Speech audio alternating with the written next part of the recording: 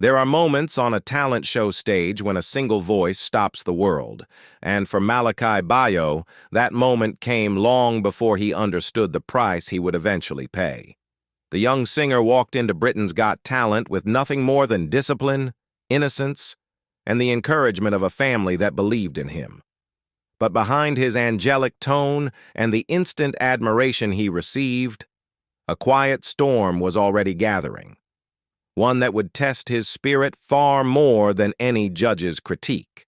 Today, we revisit the rise of a prodigy whose journey was shaped not only by applause, but by loss, pressure, and a tragedy no child should ever confront. The prodigy begins. Malakai Bayoh was born in 2010 in London, a child of Sierra Leonean parents who had come to the United Kingdom searching for stability and opportunity. He grew up in a modest home filled with music, faith, and the type of community support that keeps immigrant families anchored in a new country. His mother, who knew every sound that came from her young son, was the first to recognize that the voice echoing through their apartment wasn't ordinary. She insisted he join the choir at St. George's Cathedral in Southwark, a decision he would later describe jokingly as the work of his bossy mum, but one that changed his life completely. At the cathedral, under choir master Scott Price, Malakai discovered discipline, structure, and the emotional depth of classical music. He learned how to handle pressure, how to stand firm during performances, and above all, how to use his voice as a vessel for feeling. By age 7, his singing had already begun to turn heads, but it wasn't until a school Christmas performance of "O Holy Night" went viral online that the world outside of South London began to notice him. Millions of views poured in, and with them came the unmistakable sense that something extraordinary had arrived. By November 2022, Malakai had stepped onto the stage of the Royal Opera House for his solo debut in Handel's Alcina, portraying the role of Oberto. Critics described him as a star in the making, a young performer who carried emotional resonance far beyond his years. Just a month later, he performed Christmas duets with Welsh tenor Aled Jones, their voices blending across viral videos that amassed more than 30 million views. His rise seemed unstoppable, and his path toward national recognition was clear. So when he auditioned for Britain's Got Talent in 2023, the world expected something special, but no one was prepared for what came next.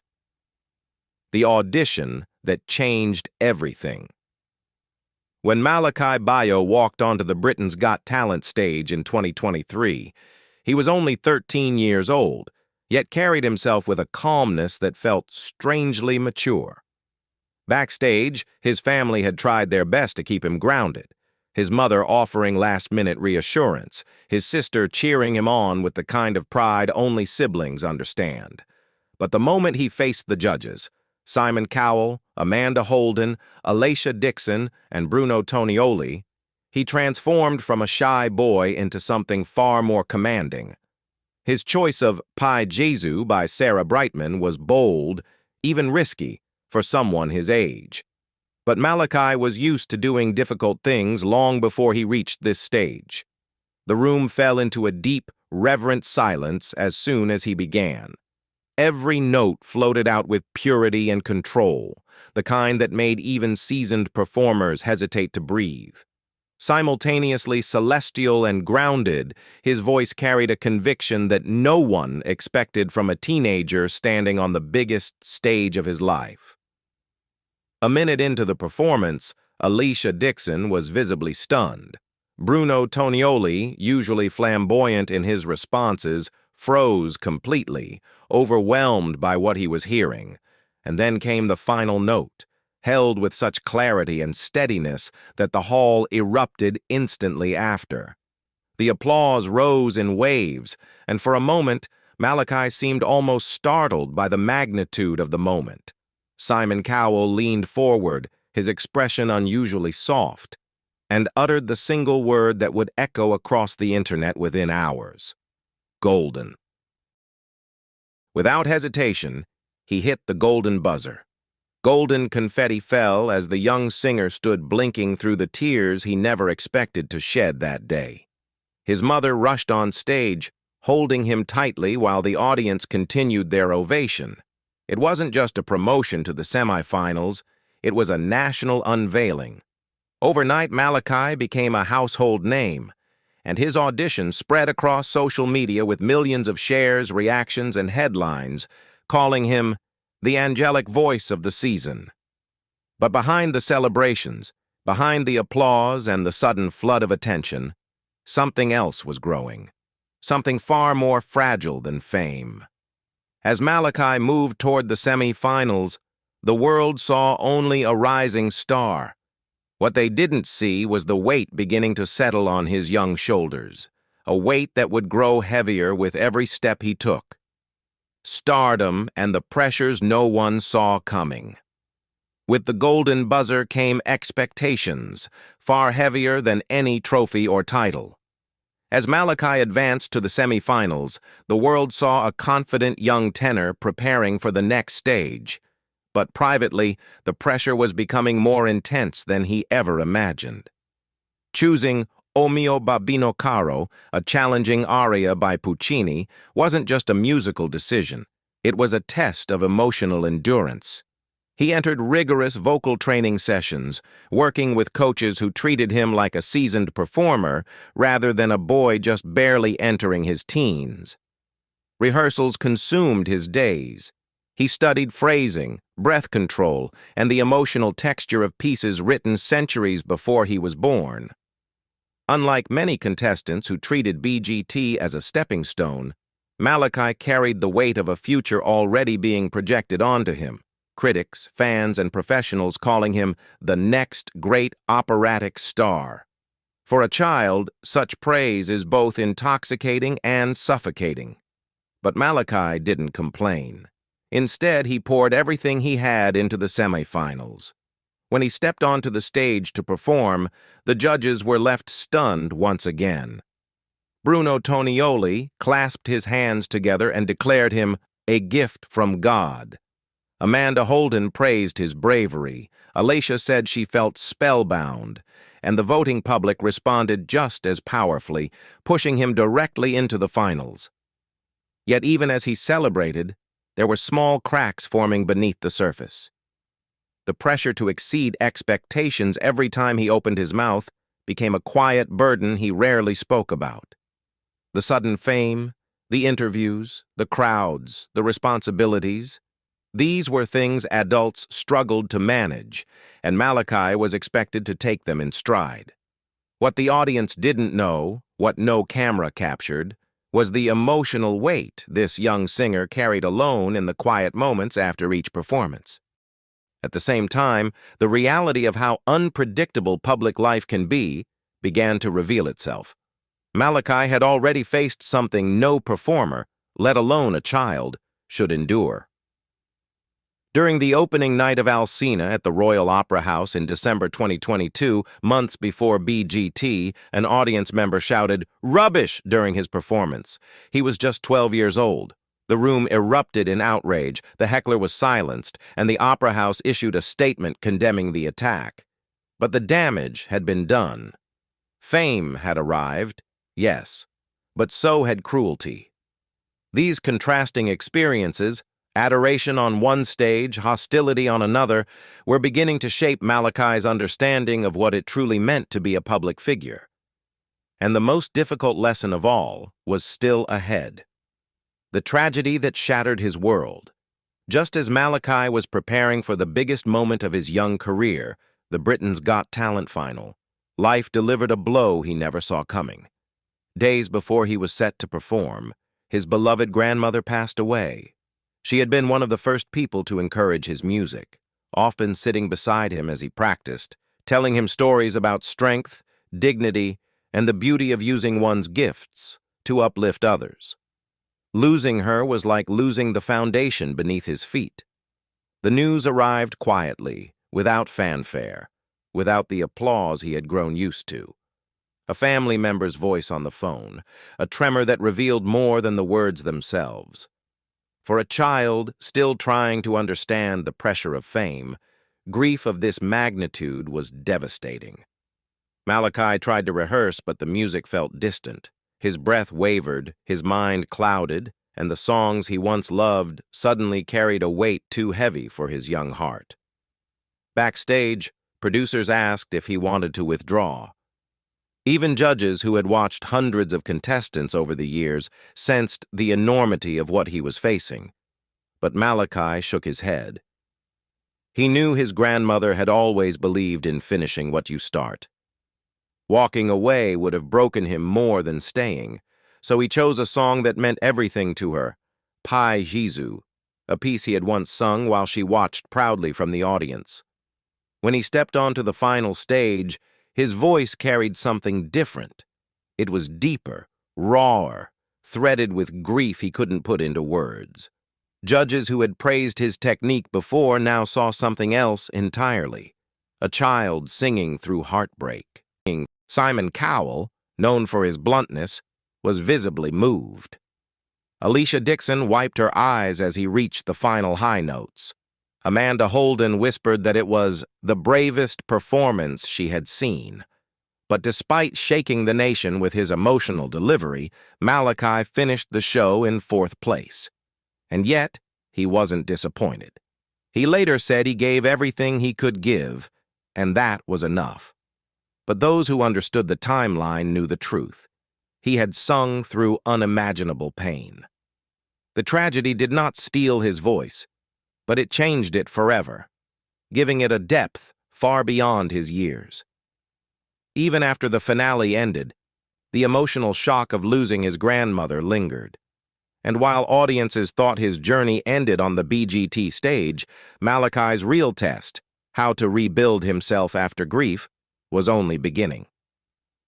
Rising from grief, the world opens its doors. After Britain's Got Talent ended, many expected Malakai to disappear for a while, to rest, to recover, to grieve privately. Instead, something remarkable happened. The tragedy that had nearly broken him seemed to ignite a deeper determination. Just weeks after the show, Universal Music reached out with a record deal, an offer rarely made to someone so young. The industry had seen thousands of talented contestants over the years, but very few with a voice mature enough to hold its own in the classical world. In July 2023, Malakai released his debut album, Golden, a carefully curated blend of classical arias and contemporary arrangements. The album soared to #1 on the UK Classical Albums chart and later topped Billboard's Traditional Classical Albums chart in the United States. For someone who had only recently navigated personal heartbreak, his rise was astonishing. Not because of fame, but because he transformed pain into purpose with a level of grace well beyond his age. His collaborations became another turning point. Malakai recorded a special arrangement of Benedictus by Sir Carl Jenkins, who later praised the young singer for his humility and emotional intelligence. Not long after, he had the chance to meet Andrew Lloyd Webber, who shared advice about longevity and artistic integrity. These were titans of the genre, and yet they spoke to Malakai like a peer, something that would have made his grandmother immensely proud. In April 2023, Malakai took the stage at the Royal Albert Hall for a solo performance at Classic FM Live, accompanied by the English National Opera's full orchestra. The audience erupted into applause before he even began, but when he started singing, the room fell into reverent silence. The power, the control, the emotion. It was the sound of a young artist reclaiming himself. His influence extended far beyond the stage. Music schools across the UK reported surges in young students wanting to join choirs, many citing Malakai as their inspiration. Sierra Leone's president even sent him a personal message of congratulations, celebrating him as a symbol of global pride for the Sierra Leonean community. But through all of this international attention, Malakai returned to school in West London every weekday morning, carrying books in one hand and a legacy he never asked for in the other. Fame had arrived, but he refused to let it rewrite the fundamentals of who he was. And yet there was still one chapter of his story left, one that revealed what he truly wanted his future to be. A future shaped by loss, hope, and purpose. As Malakai's career accelerated, many wondered how a boy so young could balance school, grief, fame, and the heavy expectations of a global audience. But those who knew him closely understood that music had become more than a passion for him. It had become a refuge. In interviews, he spoke with surprising clarity about the lessons his grandmother left behind: humility, perseverance, and the belief that a gift means nothing unless it is used to lift others. These words guided him through the months after BGT, shaping not only his voice but his character. Despite performing at world-class venues and recording with industry icons, Malakai still lived a life that looked remarkably ordinary. His classmates teased him playfully, telling him he was famous now, yet he shrugged it off, insisting that school felt exactly the same.